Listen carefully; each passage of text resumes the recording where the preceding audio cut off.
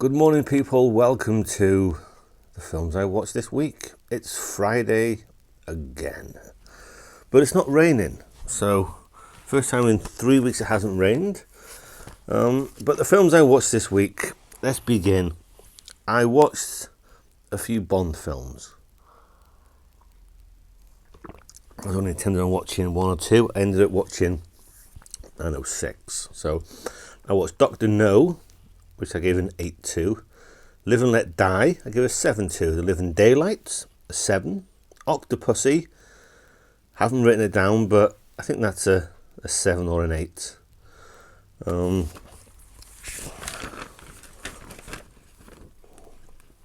From Russia with Love, which I give an 8. And GoldenEye, I give an 8 to. All fun. And I'll probably watch more Bond films. Alright, so the non-Bond films, I watched this. Carnival of Souls. This has the original version, 78 minutes long, and the director's cut, which is 83 minutes long. I couldn't tell you what the differences are, but it's a black and white film. It is slow. It's about a woman. She's in a car accident. She comes up after 3 hours of dredging the water. She comes up. She moves to a different town, but she keeps seeing the vision of that man in the window. He's a creepy dude, and she's drawn to an old carnival. Now, this is a lot slower than what I remember it being. I give it a 7 out of 10 this time.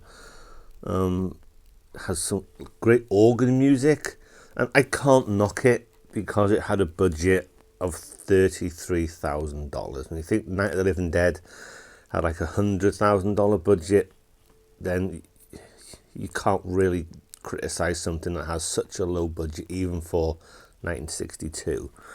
But the acting isn't the best, and it's not as good as I remember it, but still very much worth a watch. Carnival of Souls. Then I watched, good grief, The Earth Dies Screaming from 1964. I was getting a kind of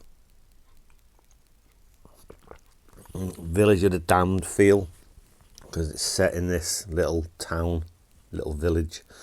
A mysterious gas kills off most of the population. As with anything that kills off most of the population, you have a few survivors. Then robots in spacesuits are wandering the town, and then you have people that look like zombies with white eyes. They come alive. So this group of survivors trying to find out what's happened and surviving this. It sounded great, which is why I watched it. I give it a 4 out of 10.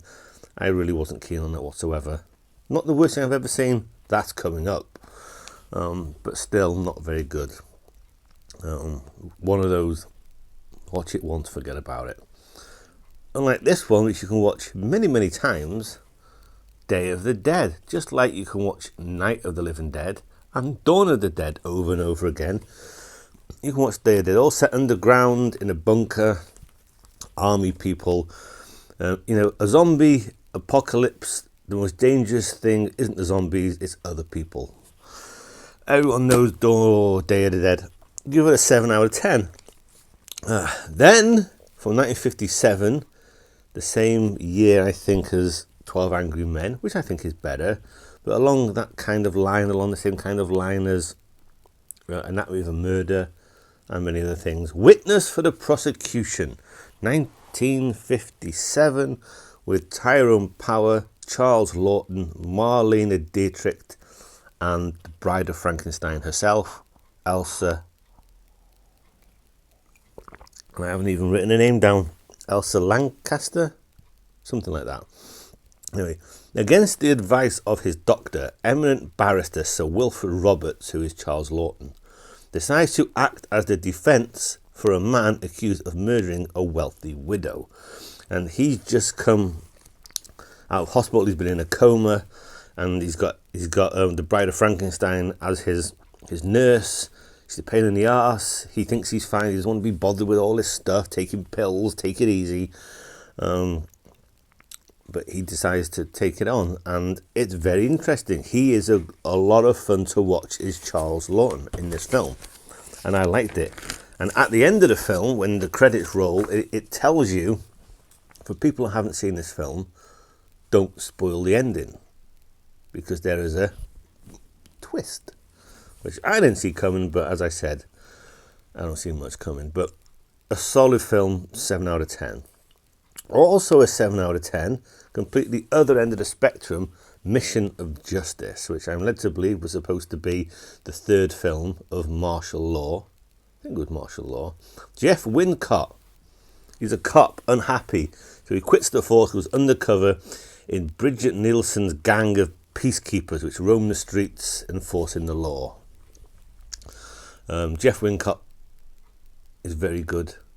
There's lots of action, lots of martial arts, lots of kicking from the very beginning all the way to the end. This was a lot of fun. 1992. I would watch this one again. I liked it. Never really boring. And then we move to this film.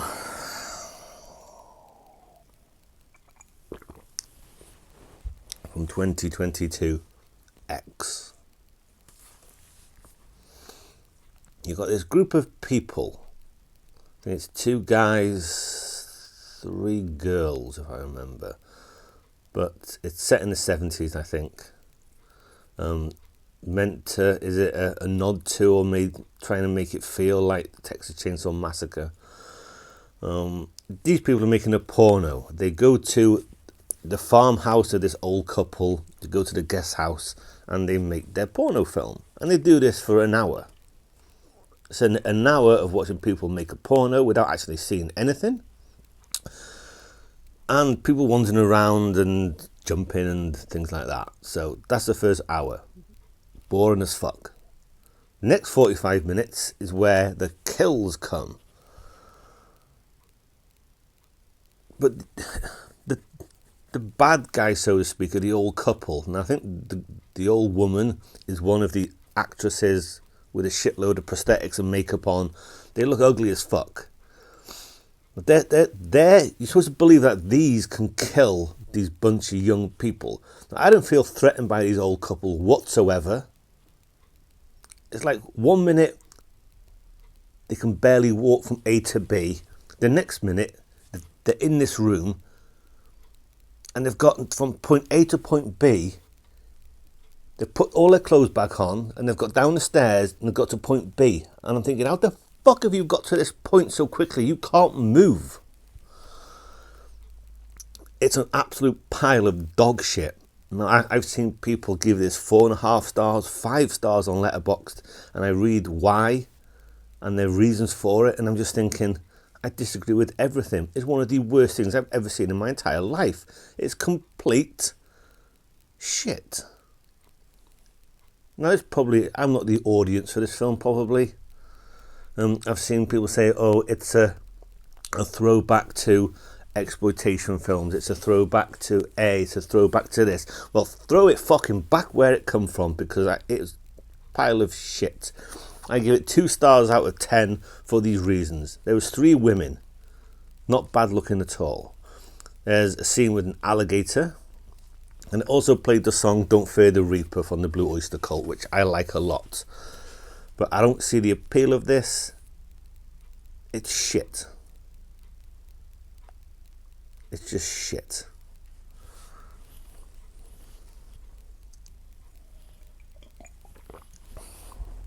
God awful thing. And I believe they've made a prequel. Like, who gives a fuck? I've seen people say, oh, it's a film that you have to watch a couple times to perhaps get all the answers you need. What fucking answers? The film's dog shit. Anyway, move on to 1982, Next of Kin. Now, the poster for this drew me in, but this wasn't much good either, in my opinion. Set in Australia. I think it was Australia. Yeah. In a rest home for the elderly, a woman reads her mother's diary, and then things that are written in the diary happen to her. Another boring fucking hour and a half. Horrible. Didn't like that either. Give it a 4. Then from 1972, something not much better than that. A film called Images. Susanna York was in this. A children's author starts seeing apparitions and having hallucinations while staying at her remote holiday home. Yeah, she starts seeing dead people in her house. Her husband will walk out the door, or boyfriend will walk out the door, some Frenchman will walk in. And she starts seeing things. It's like... And I read, I think Tarantino likened this and the atmosphere and the pacing and all that to The Shining. And I'm thinking, I don't agree with that either. You know, I'm not massive on The Shining. The Shining's good. The Shining would get an 8 out of 10, but this film was just... I give it a 5 out of 10. Oh, and I've watched Lord of the Rings, The Two Towers. Very good film. So yeah, a mixed bag for me this week. What can you say? A lot of the films that I watch for the first time is the only time I watch them. But anyway, probably film of the week would be Mission of Justice. And that's really all I need to say about that. If people like X, please tell me why. I'd love to know.